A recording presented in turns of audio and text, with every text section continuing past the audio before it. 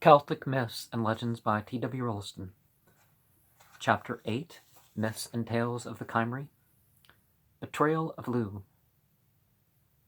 But Llew was not worthy of her beautiful name and origin.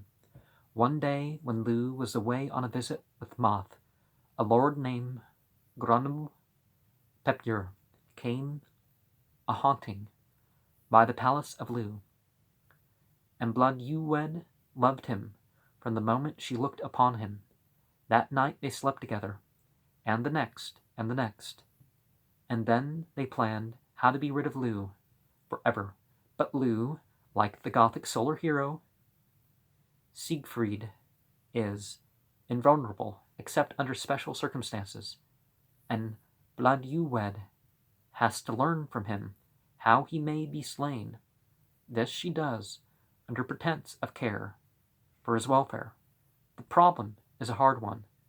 Llew can only be killed by a spear which has been a year in making, and has only been worked on during the sacrifice of the host on Sundays.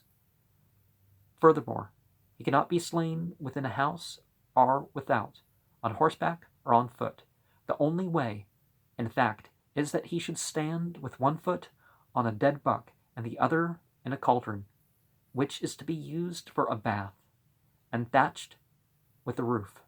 If he is wounded while in this position with a spear made as directed, the wound may be fatal. Not otherwise, after a year, during which Gronw wrought at the spear, Llew begged Llew to show her more fully what she must guard against, and he took up the required position to please her. Gronw, lurking in a wood hard by, hurled the deadly spear, and the head, which was poisoned, sank into Llew's body. But the shaft broke off.